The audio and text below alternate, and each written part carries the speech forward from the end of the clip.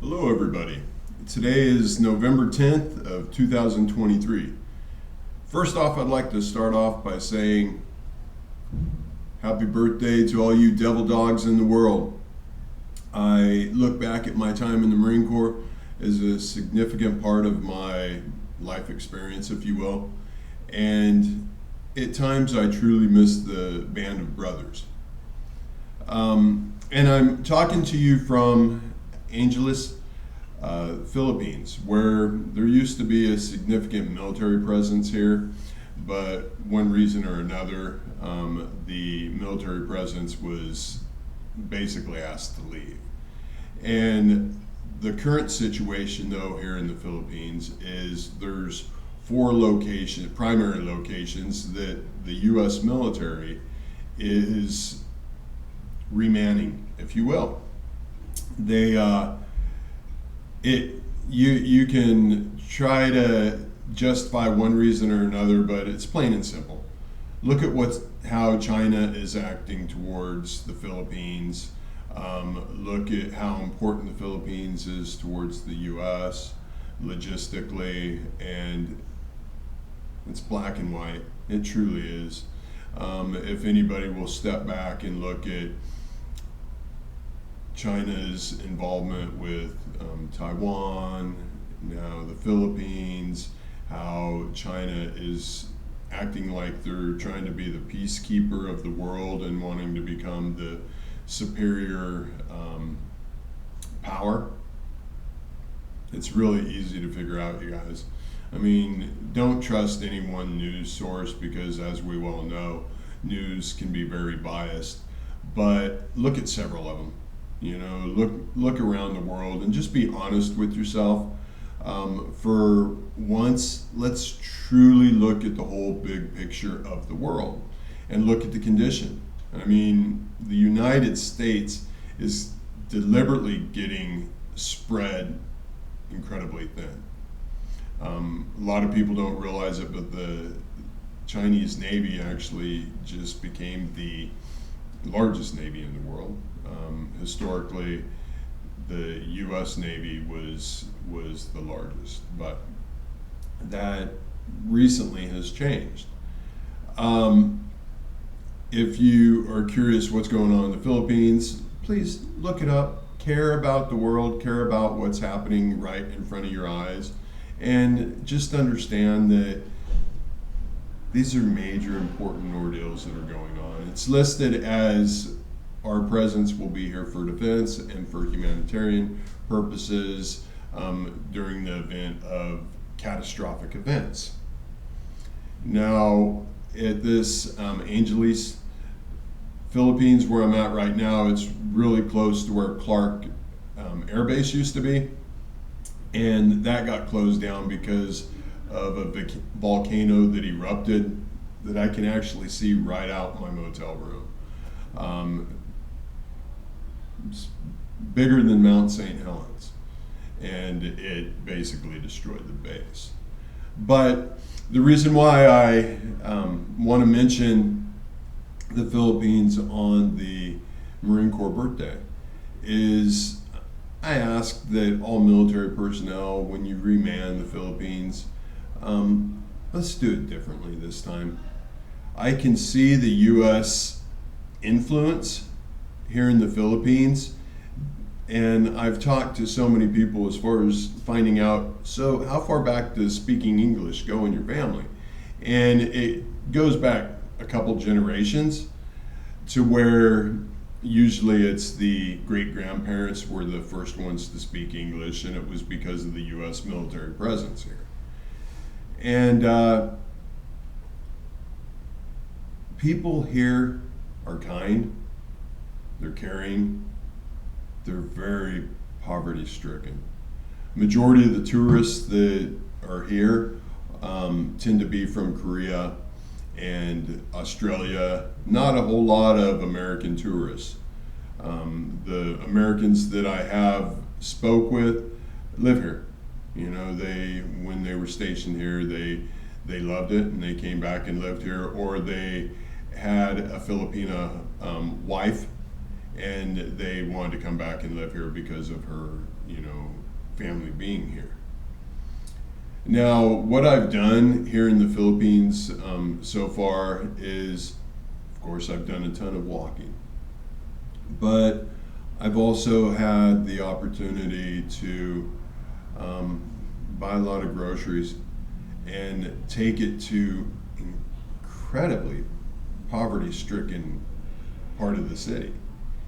I thought it was bad in Thailand, where I went to. It's worse. I would put it really close to how it was when I was in Skid Row, Los Angeles. The only difference is there isn't the drugs. There isn't the alcohol issue. I mean, granted, there probably is some, but it's strictly just poverty. Someone that I spoke with, she doesn't even drink alcohol. She's never done drugs. And unfortunately, she's having to work in the sex trade just to survive. And like I'd said before, by no means am I here for sex workers. That kind of goes against the journey that I'm on right now and what I know I'm supposed to be doing in my heart. And but being able to give love to even a sex worker, and when I mean love, I'm not talking what the average person views love as. I'm talking about non-judgment. I'm talking about helping and asking nothing in return. Understanding the different perspective. And what's great about that is when I came to the Philippines, I had a little bit of anxiety first due to my first wife when I was 20 and she was 35. It left a really bad taste in my mouth. And I am so thankful that I had the ability to come here and spend this time. I've only been here a couple days, and I already understand. All you have to do is sit back and look at how foreigners treat the average person here. It's sad. The world as a whole, we truly have to start understanding we're all one. We've heard this, I don't care what country you are in the world. We're all one. None of us are better than anybody else in the world. We all are equal when it comes down to our soul. We all deserve true love. That doesn't mean we have a right of entitlement. By no means does anybody have a right of entitlement other than the right to be loved and the right to give love. Because every single thing else that the right of entitlement might make you feel you have is comforts. Because our purpose on earth, in our existence, is to learn. It's to learn how to find all the positive, all the truths within our existence, and not obsess about the negative. Because every single thing that happens in your life, you have a choice. Do you choose it from a positive perspective and be thankful for the experience? Or you choose it from the negative perspective and feel sorry for yourself? It's your choice. And nobody has the right to judge you. All I want to do is spend the rest of my life trying to help anybody that actually wants to know how to love themselves and how to push through all the negativity that's within their brain. I just want to try to help.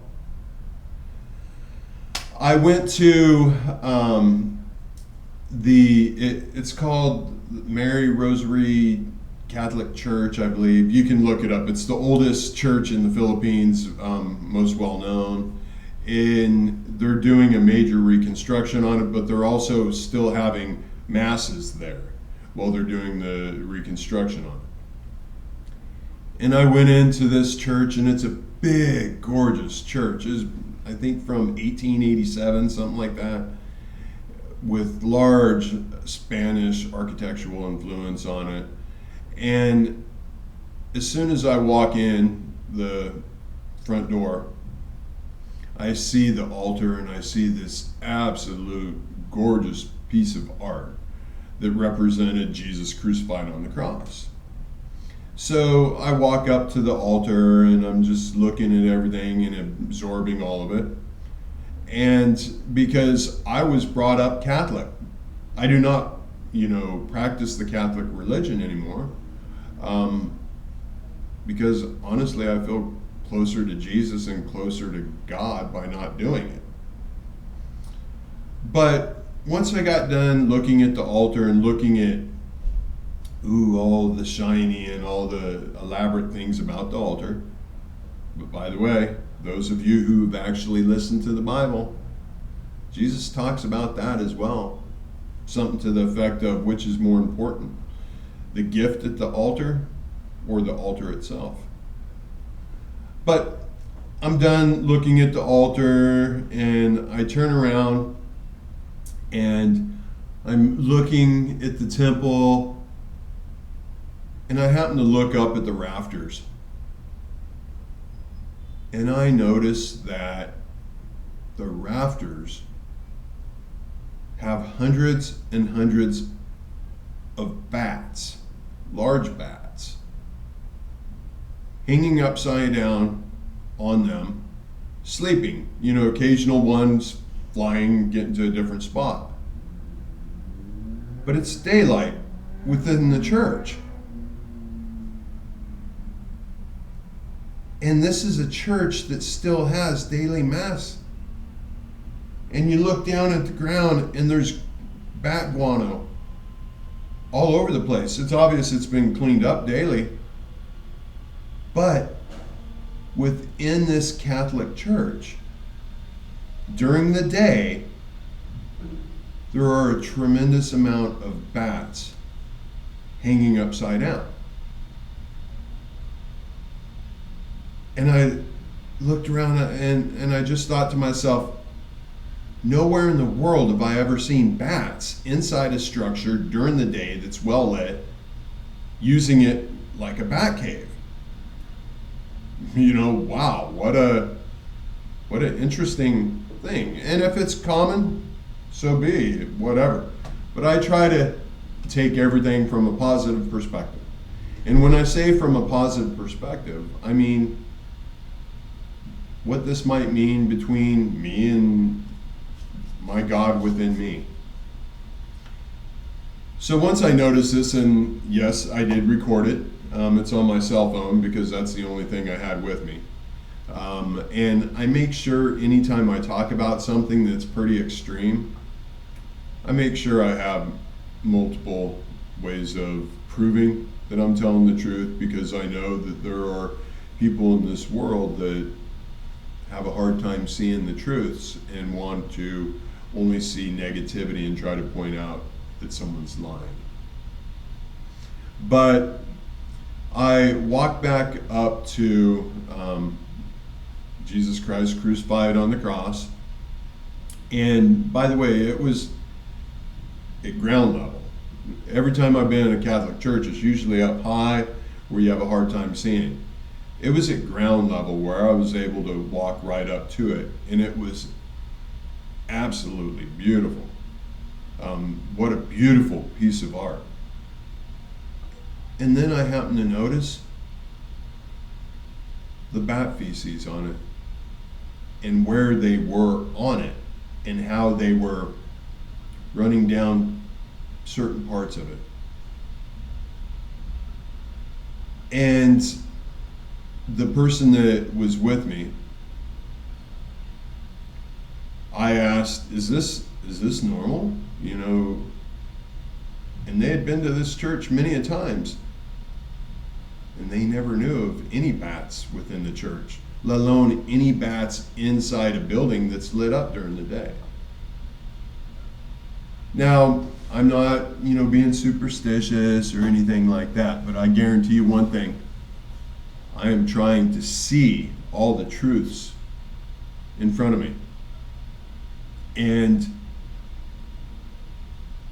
if you think about the condition of the world, you think about how everybody is building up their military. Everybody is talking about the increased possibility of nuclear war. There's even this thing called like the doomsday clock. And we're considered within minutes of doomsday. Now, all throughout my channel, I have said time really does not exist. Think about it.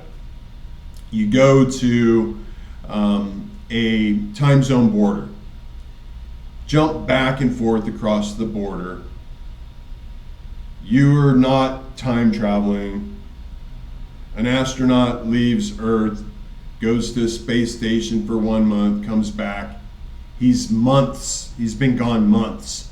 But to him or her, they've only been gone 1 month. Time does not exist except within your illusion. How your brain is projecting time, how your brain is perceiving time, how your brain has been taught to perceive time. Just like nobody in the world can ever see exactly what you see, because nobody in the world ever has the exact same perception of their existence. But I'm going to continue to post on a daily basis here. I believe I'm going to end up moving to a different motel here soon, because I feel pain when I go to the walking street here. I mean, I see women out in chairs on the walking street, like something I don't like seeing. I'm not even going to try to describe it. I've said before that the walking street is like the Amsterdam red light district of the Philippines. And I don't judge. I understand that the foreigners that are coming here looking for one thing. Truth of the matter is, they're hurting within their heart. They're lost because nobody that's loves them, truly loves themselves, loves the God within them, loves the Creator within them, whatever you want to call it. Nobody would ever desire to go use another human being for personal pleasure. And the people that I've spoke with on the walking street, they initially they act like, oh, hey, no, this is a great way to make money and this and that. But once you break through the shell and the tears start running down their face, you realize, no, this is literally a survival, and they're having to do whatever they can to survive. So please, any military personnel, any foreign people that come here to do tourist things, whatever you come here for, please remember to respect the native culture. Please remember that we are a guest to this land. We have drastically changed the culture over the last 60 years. But that does not make it right to continue to act as if we're superior. Because like I said before, nobody on earth is superior to another human being. the President of the United States is not superior to the poorest person living on Skid Row. It's just life choices and different deck of cards that they have been dealt. You know, you think about it, if you were born into the Rothschilds family, your lifestyle is going, and your whole life experience is going to be extremely different than being born into a family where the mother is a homeless meth addict, the father is in prison for doing child pornography on the kids while they slept. Someone who is born into a situation like that does not have the choices that the person who is born into the Rothschilds family. But the way I see it is, the person who is born in a horrible childhood and lifestyle, I know with my whole being, you are way closer to waking up. You have experienced and learned so many things in your life that really you just have one choice to start waking up. One choice to start being one with your God. And that is the choice to evaluate what your brain wants to tell you is negative and find the amazing positive aspects that came from it. Even if it's simply the fact that the more trauma you experience in your life, if you refuse to feel sorry for yourself, it's like a jetpack shooting you closer to God. Your God, your creator, whatever it is, nobody can tell you what it is. I do refer to the Jesus story a lot, and the Buddhist story and Islam and all the different religious stories, because I know that's the easiest way to communicate with people who were brought up within that background. And I do know, for me being English speaking, that the Jesus story, if you truly listen to it instead of read it, and get the audiobook, the New Testament, you know, and listen to it by yourself without distractions, I promise you, it is so easy to hear what Jesus is trying to tell you. Now, I've said before, I know Jesus was not fully conscious. I mean, the very last thing he did as he was dying on the cross, he screamed out, "Why have you abandoned me? Why have you forsaken me?" You know, don't quote me on exact words. Because he was doubting. In essence, that's blasphemy towards God. But he was human. His human side was not fully conscious. Hence, why he rose again.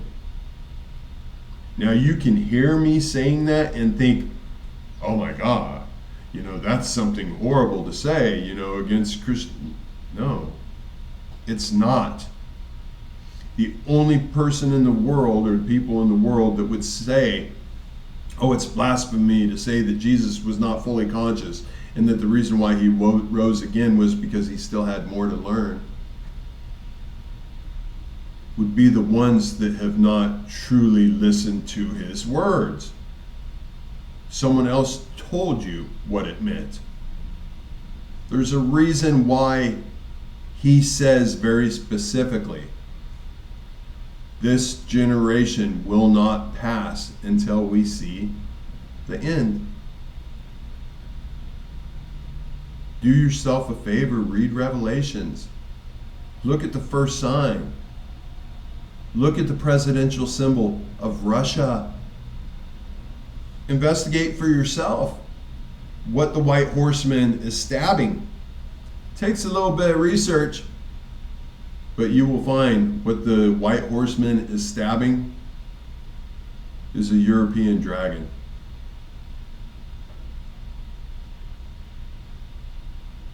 All your truths are right in front of you. All you have to do is choose to see them. Anyway, I'll shut up for now. Once again, those of you devil dogs, Tupelhundens out there, Semper Fi, happy birthday. Thank you so much for the BS that you deal with on a daily basis. I mean, when I was in the Marine Corps, we said on a regular basis, Semper Gumby, meaning always flexible. And that is a gift that the Marine Corps does install into you. And the Marine Corps does give you a gift of teaching you how to overcome anger, teaching you how to overcome fear, teaching you how to overcome the right of entitlement, and the list goes on and on. At the time when I was in, there were a lot of things I did not enjoy about the Marine Corps. And I left the Marine Corps with some tarnishment on my record from my first wife, who happened to be Filipino. But now I see I have no one to blame but myself, because I was not awake. But now I am, and now I understand. But think about that, you guys.